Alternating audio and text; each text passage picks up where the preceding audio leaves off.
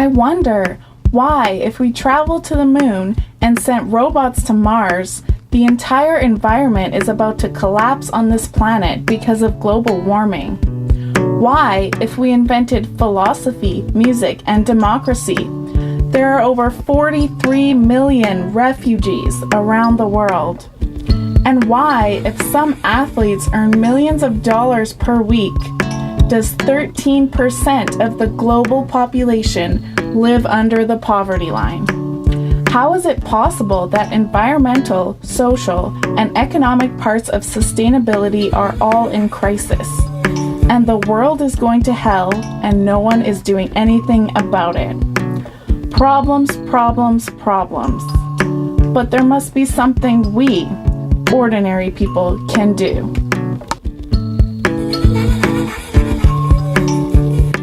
Hello. Hello. My name is Adrian. And I am Oksana. In our search for solutions, we went to Ukraine, a country deeply immersed in different crises, to show that, precisely because of the crises, people are able to find sustainable solutions. When you heard about Ukraine in the past, you probably would have thought about Chernobyl, the Soviet Union, and pierogies, a bizarre combination of images.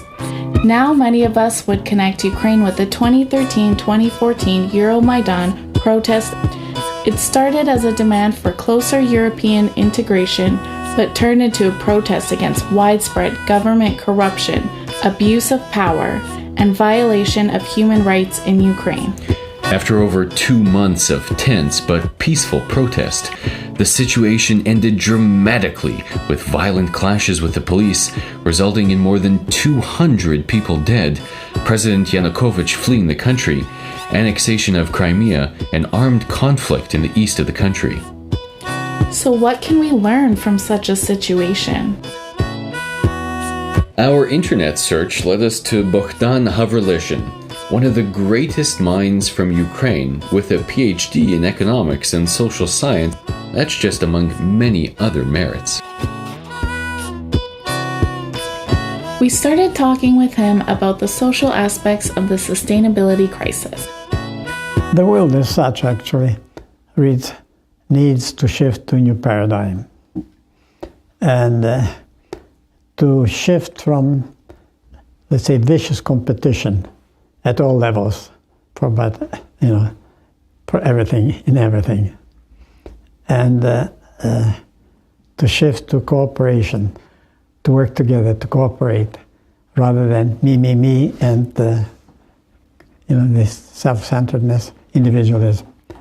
And secondly, we have to also adopt sooner or later a universal declaration of obligations or responsibilities, you might prefer the word. Once we shift to that mode of behavior, once we start actually cooperating, working together, and once we really feel this kind of responsibilities, obligations, there would be no crisis. And the wonderful thing happened in Ukraine when they started attacking people on Maidan, that different services were created, audible, medical, psychiatric, educational, etc. Now, why did these people do it? It is not because the government was suggesting it or supporting it. The government at that time, Yanukovych, was totally against it. They wanted actually these people killed, liquidated. They did it out of the sense of responsibility to their fellow man. So it is in Ukraine that this new value has emerged in practice. Some experience and some values we can ingrain only after some events. I don't wish anybody in Canada or other countries go through the events which Ukraine go through, but I must admit that these events give us a chance to understand what's the real values in our lives. Euromaidan is a great example how people can unite it and can provide self-organize in very different initiatives. Before it, a lot of people live in ordinary life, have a job, have a family, and they even not expected from themselves such behavior.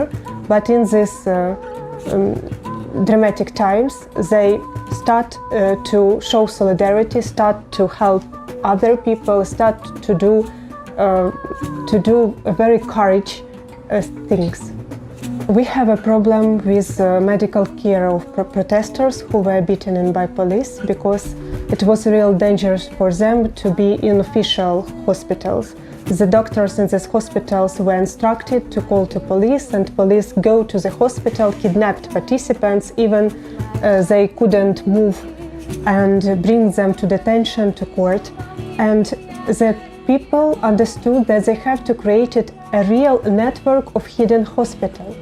When they start to ask people donate and to bring the equipment, for only one day they collect everything what they need.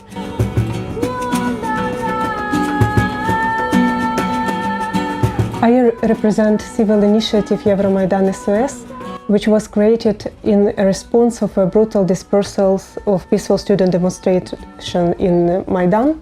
And during all Euromaidan time, we worked 24 hours a day to provide legal aid for people who suffered from persecutions in Kiev and regions. We created this initiative of 30 of November 2013. And we opened Facebook page, started our work on hotline. As I remember, but I can be mistaken, that only for one day we have several thousands of followers. And for us it was real fantastic. And then Alexandra told us a story about visit of General Secretary of Council of Europe, because we got information that he visited Kiev in the last moment, and we have only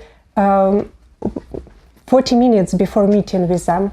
And we very quickly issued appeal, but on Ukrainian language, and we asked them to create a special investigative bodies what's going on Maidan. But it was on Ukrainian, and we haven't interpreter in our team to make to translate it into English. And we put, you can imagine, we put the list of our appeal on Facebook page and ask people, we have 20 minutes. 20 minutes, can you help us? And it was fantastic because in the comments, people said, I will bring first chapter, I will bring second chapter, I will bring... And they managed to translate it, and we are managed to print it and to run to these meetings and to ask General Assembly of Council of Europe to create this commission. So in order to solve the social part of the sustainability equation, we need to become more responsible and also replace the relationship of competition, war of all against all, with a relationship of cooperation, sharing, mutual help, and solidarity. And this is what happened during Euromaidan. It feels like we can only collaborate with each other when something bad happens. Unless there is a catastrophe that touches you closely, very few people are willing to help or even care about what is happening to other fellow humans or the environment. Look what happens in Europe with the refugee crisis. The Syrian war started in 2011, not to mention Iraq in 2003, or Afghanistan in 2001. But it was not until the summer of 2015 when the world really paid attention to them. Is there not any other way? We went to our friends from the Wonderful Project to talk about just this. These guys have been working voluntarily for more than 2 years now to inspire people to be responsible and active. I think that the most important thing that Euromaidan showed is that the ability of people to unite. But the problem is that we united in a very dramatic events and very critical points for our country. And the question is, why can't we unite now, today, for solving these small problems that we face every day? And our initiative works on showing people how they can unite and why is it important to keep, these united actions for the real change. What is the second? Okay, so we have several projects that we implement. One of the projects called Wonderful Events.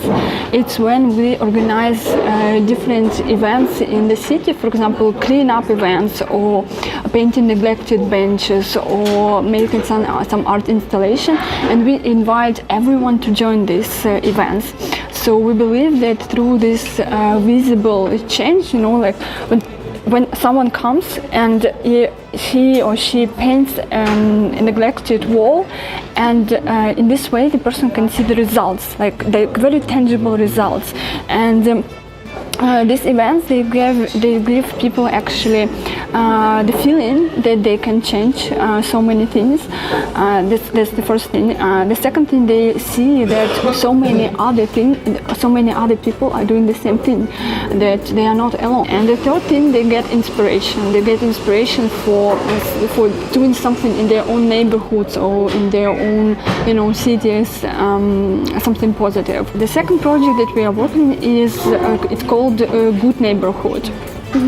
And through this project we're just trying to remind people of good relationships with neighbors, because if you know neighbors and if you know with whom you live in your building, you can unite with these people, and you can you can unite for solving problems in your neighborhood, to encourage people to share some goods and products that they have in their neighborhoods. Because, for example, if I need some tool, I don't want to buy them for half an hour. I can borrow them from my neighbors. But if you don't know your neighbors, are you going to knock on every door? No. So we came up with some creative ideas how to introduce neighbors to each other.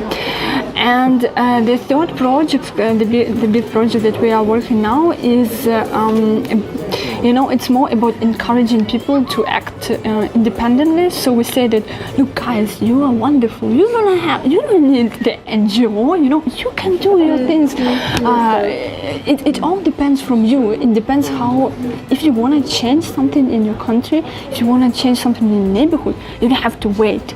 You have to act. And we organize some information. We do some informational campaign, to support this. We call them superheroes because they are superheroes. They are not waiting, they are not complaining, they are acting. And what is important in our work is that we are a grassroots initiative. We are trying to engage citizens at every stage of our project. So from idea to creation, implementation, to follow-up activities. Like, for example, yesterday we organized the first public discussion with locals at the local library, and we invited them.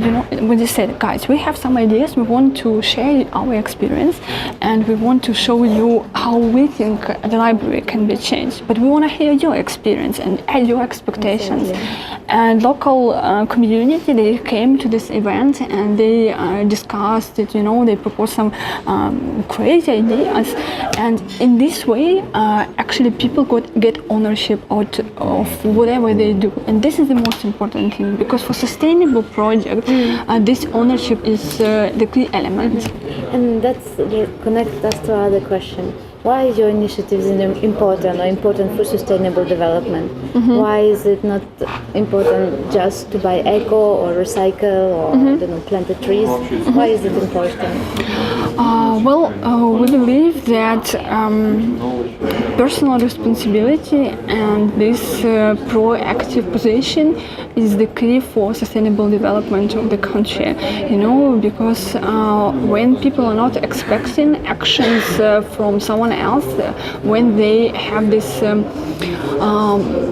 critical thinking, and when they have understanding of this ownership of their own country, any changes are possible. This is the stories that we actually collect, and we think that this is the most significant result of our work, when people start acting independently. And for example, in one neighborhood we united neighbors, and they just several neighbors, and they cleaned up their porch, and they painted, they made it really wonderful.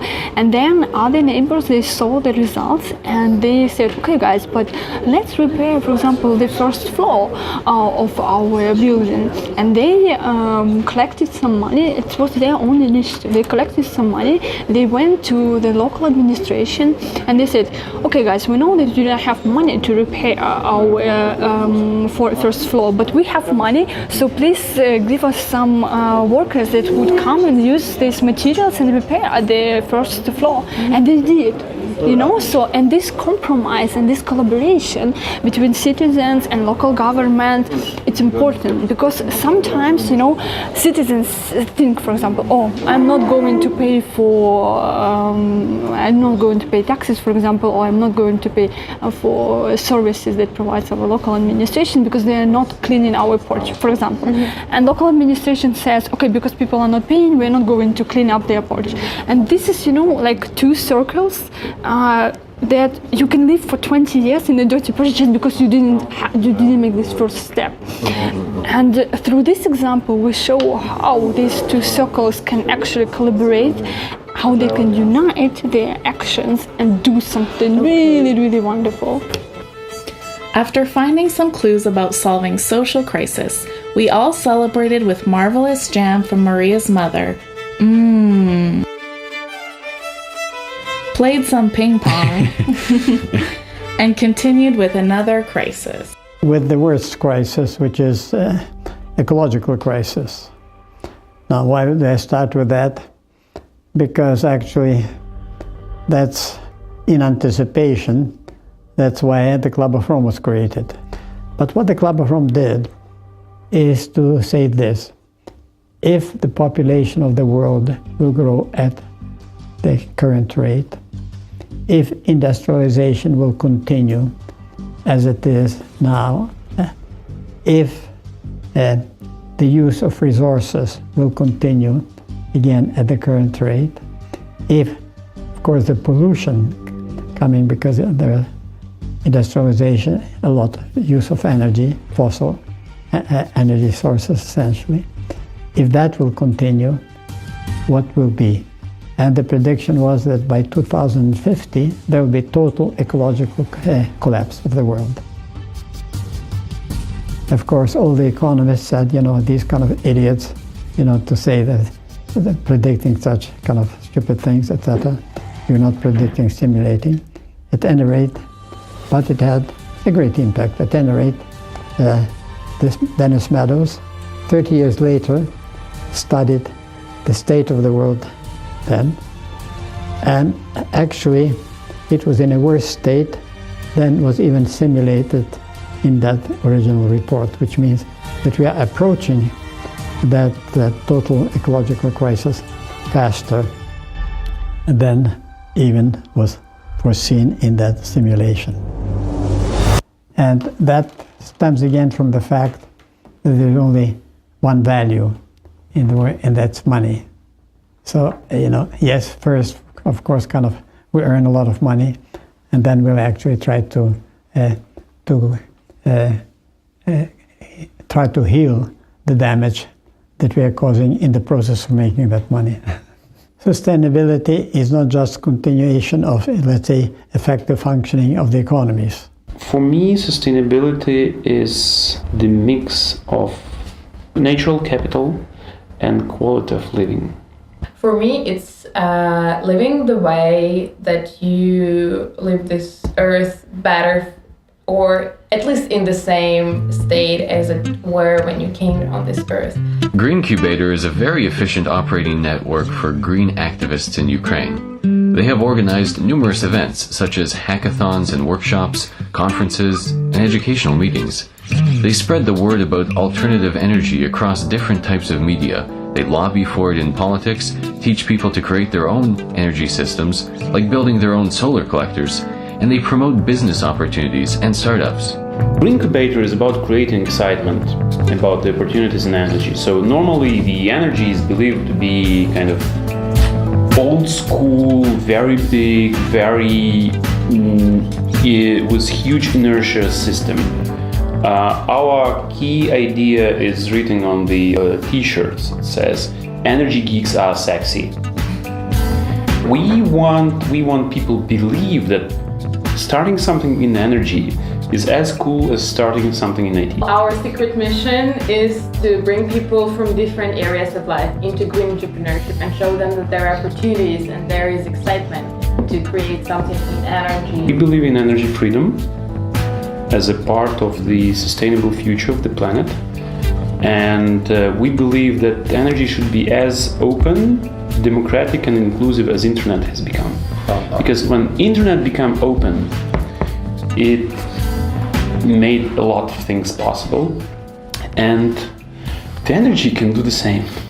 Democratization of energy will be very, very important step for the humanity when people will reconnect with the sources of how they're getting this thing and how they are powering their lives. This comparison to the internet is very fundamental because, well, with some hints involved, but I'll be able to host a website on this computer, maybe even on the smartphone. I'm not able to do this in the energy system currently, or it's extremely limited. So the smart energy is at the heart of this system because it allows two-way flow, two-way energy communication. Now in energy, we are probably approaching this critical point and mix of Internet of Things, IT technologies, networking, communications will empower creation of this energy superhighway, where you can freely trade, freely connect, freely where you can boost the efficiency, where you can cut the consumption, where you can self-generate energy, where you can solve energy. So we are approaching to this level. Things for energy revolution, for empowering people to produce their own energy and to transform the energy system. Now, of course, the paternalism and consumerism, they are true enemies. Ukraine is very paternalistic, and millions of people were intoxicated by this concept that this is the government's responsibility and the government's role to provide this.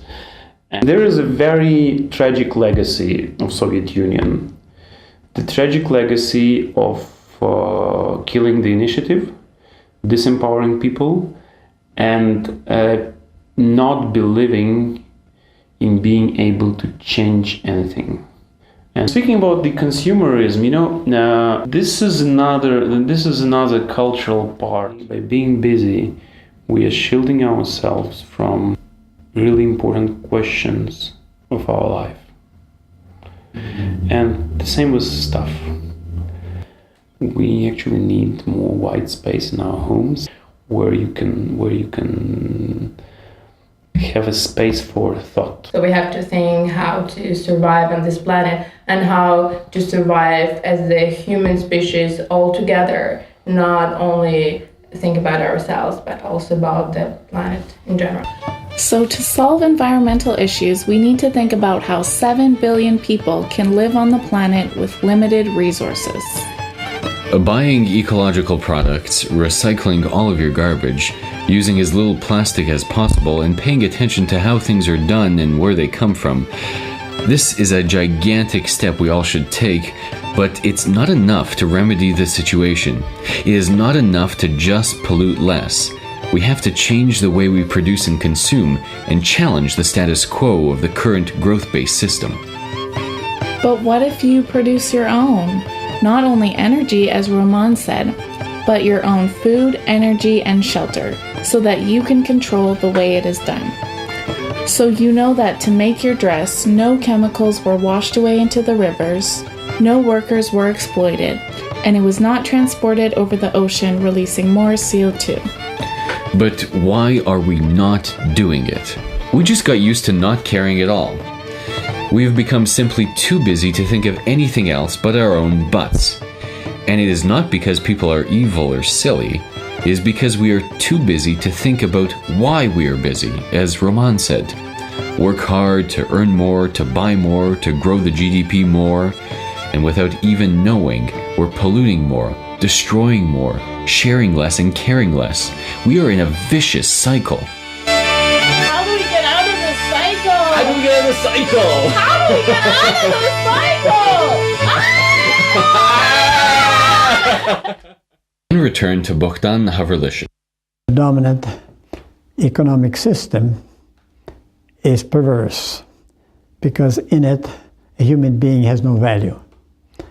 And people are considered simply as human resources. When I was trying to teach English, when I was a lumberjack in Northern Ontario, and I had to ask one of the native lumberjacks how to pronounce, because English is not phonetic. So with time, I began to put phrases together. And one day, again, I went to one of the native lumberjacks and says, what does this phrase mean? What is he worth? And that was in November 47, and I still remember that moment. And he said, he laughed at me as if I was kind of a half-wit. And he said, what do you mean? It's simply, how much money have you got? And I said, is that my only worth? No, how about my knowledge, my character, my values, the personality? It's worth nothing? Because this is intrinsic, by the way, to the psychology. He suggested that we visit a local charity market. Local producers sell their ecologically friendly products for a price that is affordable to everybody, but is also enough for them to make a living while giving some of the profit to a charity organization. Can you imagine a global economy working like that? Sadly, we are still pretty far from this. However, in first world countries, once basic needs were covered, we started to work really hard to get plenty of unnecessary stuff. We got trapped in the vicious cycle of working more, to earn more, to consume more. Look at this! Plushkin. It is an online platform where you can exchange your stuff, services, or whatever you can think of, without buying new things, spending money, or wasting natural resources. You can exchange the dress you don't fit into anymore for a book, a phone you don't like for a table. Thus, you will not throw it away and create more pollution. You will not buy new things and spend more money. After checking this webpage, we decided to call Natalia, one of the founders of Plushkin, hoping she would know how to get out of the cycle. Natalia, how do you get out of this cycle? Мені здається, що треба просто виділити такий собі час і подумати, що для тебе є головним. Ми кожного року оцінюємо свій рік в розрізі тих фотографій, які ми зробили протягом року. Ми кожного року робимо фотоальбом нашої родини. І був такий рік, коли наприкінці року мені, по суті, не було з чого робити той фотоальбом, бо було дуже мало фотографій. І це був той рік, коли, умовно, фокус нашої родини, як я називаю, був дуже заточений на гроші, на заробляння грошей, тому що, якби була фінансова ціль, яку було необхідно досягнути.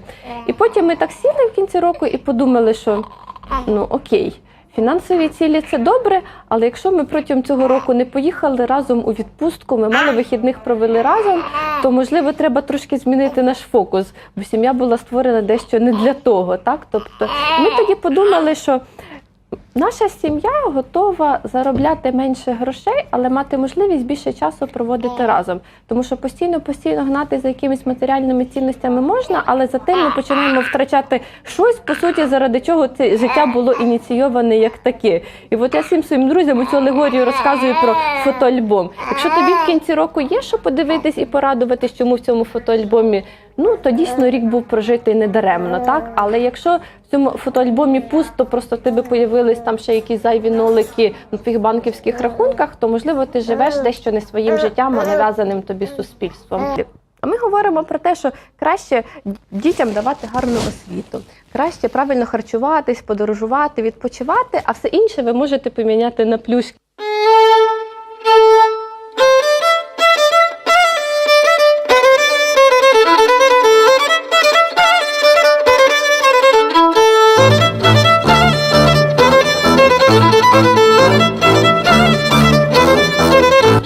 So to address the economic part of the sustainability crisis, we need to get out of this addiction to unlimited growth and consumption.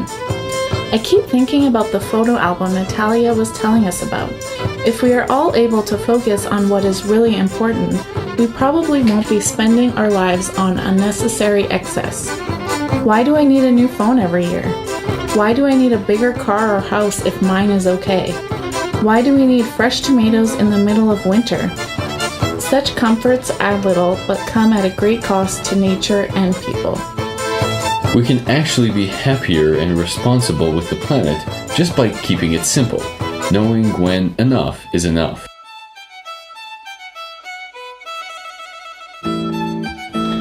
Wandering around the city, we found this great community garden. Actually, urban gardens are blooming around the world. They are places where people meet, collaborate, and work together while greening their cities. Sometimes participants even save money by growing their own food. Look, this is an apple tree. Yeah? How do you know? Look at the branches. They go like this. But I know a bit more about this project. And look, here's Zhenya. Oh, Zhenya! The Heavenly Hundred Garden is not just a common urban garden. It has a very strong symbolical meaning. Before Euromaidan, there used to be a dump there, closed with fences which demonstrators used as shields during the violent clashes with police.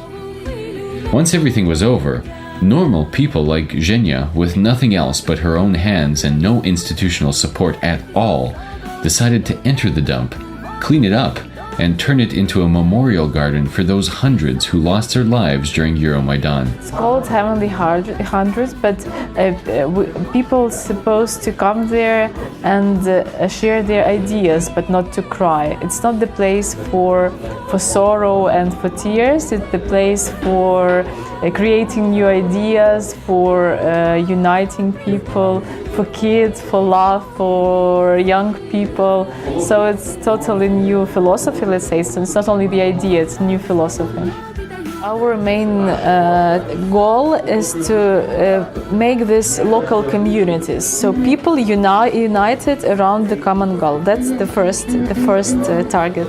Then it's of course ecological point, because we created the Heavenly Hundred Garden. There are grass, there are flowers, there are trees, and it's also make the ecological situation in the city better. In the city, we also can have food. We want to promote this ecological ideas, that it's nice to plant vegetables, local vegetables, and to use these vegetables and fruits. If you have urban gardens and you plant vegetables and fruits, then you spend less money in the supermarket. The goal is also politician. We can't skip politics. So we, through urban gardening, through creating public spaces, we want to explain that people are the power in the city, and we want to decide what we want to have and to see in our city. Who officially owns this land?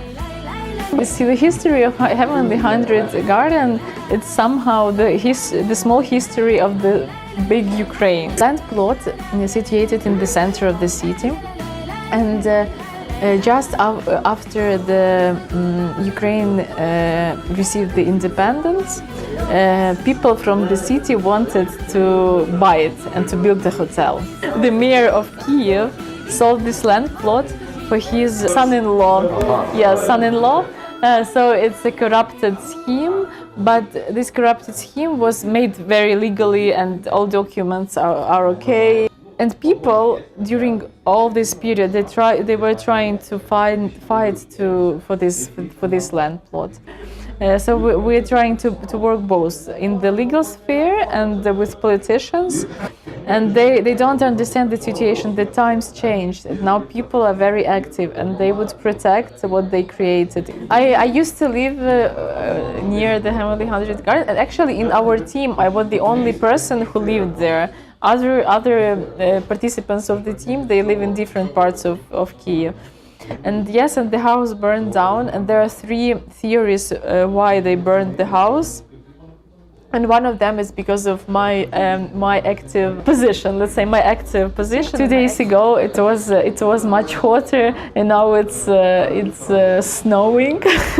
So it's the same situation with our grassroots project. At some stage you're losing this hope that things are going to change for better, but you're not losing this hope. So we hope that in 2 days the weather would be much better. And of course it's a process of transformation, and the only thing we can do now is to understand that it's a long work, and it's nice to see the small results, but we need to be patient and not to stop doing things before we see bigger results. So it's definitely spring, it's not summer for the moment. It's not winter already, but it's not summer. No, it's not winter. Even though the Heavenly 100 Garden more or less fulfills the 3 pillars of sustainability, we saw that if the ruling power doesn't like that idea, the project will really struggle to survive.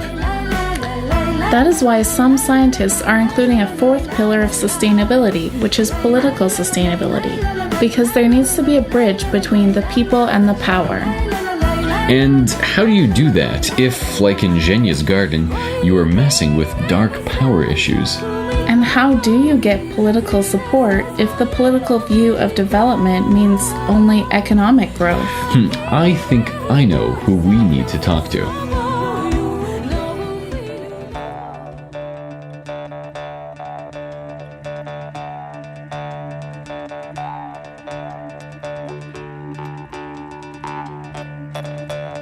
Реанімаційний пакет реформ як об'єднання громадських організацій, експертів, це понад 50 найпотужніших українських громадських організацій та понад 300 індивідуальних експертів. Це люди, які прийняли собі рішення, що на них, зокрема, лежить відповідальність за те, що відбувається в країні. Що не потрібно чекати, що це має зробити влада, це має зробити президент, це має зробити парламент. Потрібно робити все, що залежить від кожного. Як спільнота відповідальних людей, які не шукають крайніх, а роблять це самі. І, напевно, це все, що я скажу прямо зараз, і передам слово Артему Миргородському, керівнику секретаріату РП. Це хаб, в якому працюють 48 організацій, понад 300 експертів. Вони приходять сюди, працюють по вечорах, в день, коли їм зручно. РПР розбудував систему, за якою експерти, які працюють в Києві та в інших містах, змогли об'єднатися і знайти майданчик, на якому можна в дискусії відпрацювати рішення, які, власне, в консолідованому вигляді можна промотувати, адвокатувати з владою. Вперше за 25 років незалежності ми віднайшли інструмент, коли громадськість, експертна громадськість насамперед, може впливати на владу. During Euromaidan, a few activists gathered in the cafeteria and started to discuss how to make sure that people's ideas are actually influencing the legislation. This became a bigger movement where more people and organizations joined. Now it is a huge umbrella organization, Reanimation Package of Reforms, where the main third sector representatives of the country, now more than 100 NGOs from different regions of Ukraine, work together with experts to develop law suggestions and further lobby and protest to influence the government. We were impressed by how they turned grassroots ideas into such well-functioning and managed organizations. We thought we entered a big multinational corporation, but it was actually NGOs working for a just and fairer society. We became like a think tank, quasi-think tank. We developed the roadmap of reforms. We understood that we have to possess an annual plan in which particular reform. We developed from 8 groups in the beginning to 23, like taxation, media. On those initiatives that were adopted in the parliament and implemented, we put stamps here. I think that at least half of the planned activities have been performed. In the previous convocation, we have adopted about 20 laws, and Today, altogether with the previous, we are about 80 lost. Most of this organization existed before Maidan, but during Maidan we have developed better relationship since the state as a whole was quite weak at that time. They felt the moment of time that it's time, if they were united, they could be a very strong power. And since authorities understood that it's a consolidated position of many organizations, they started to respect us and to take us into account at important time milestones. And for yourself, how did Euromaidan change you? Oh, it changed me a lot because I worked in the private sector for 12 years. I was a marketing manager in 3 corporations. One of them was American. And then I was a private consultant for 3 years before Maidan. And then I left all the initiatives and job and spent all my time during the Maidan. We see that many persons like myself quit entrepreneur sphere or business and went to civic society as administrators and managers. They earn much less than they earned previously in the private sector, but they do it consciously since they understand that there is no market on the upsurge, but there is a country, a state that is in demand for a good quality management and the persons who could actually spend at least 1, 2, 3 years of their life, but developed a society where he or she and their children would like to stay in the future. Ukraine, a country where many believed there was no such thing as active civil society, surprised us with healthy and young community initiatives.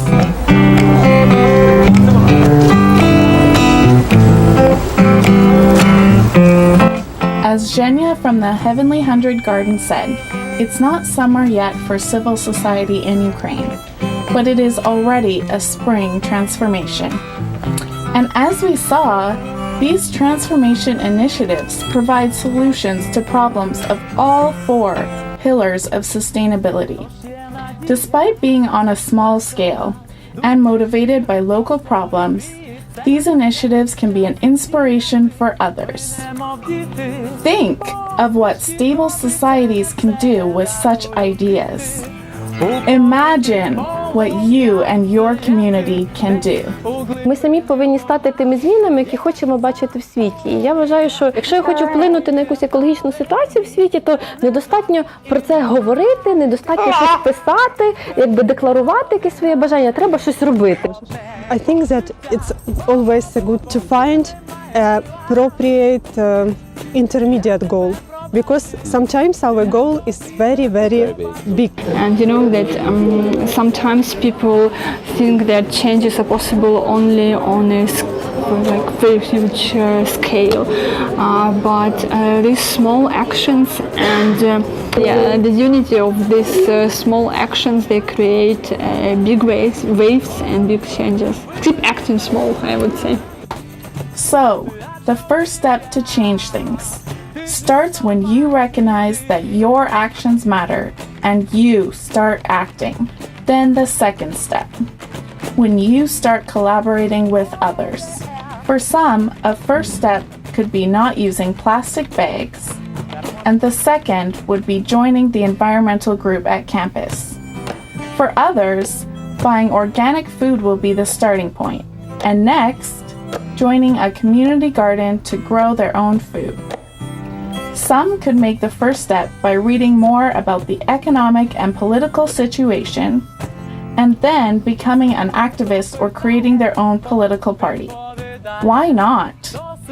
It is a matter of starting to act, even small, because the ocean of change is made out of small drops. We hope these drops inspire all of us to start acting, because if we don't, these crises will keep on happening, and it will happen more often. until eventually it will happen to all of us.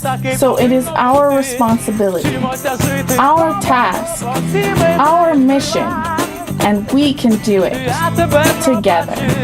Я в тобі себе побачив, ой-ой-ой, хвилею накрила.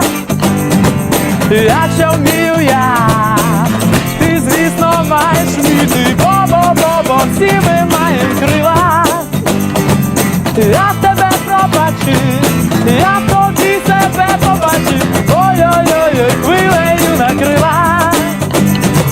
Якщо вмію я, ти, звісно, маєш вміти.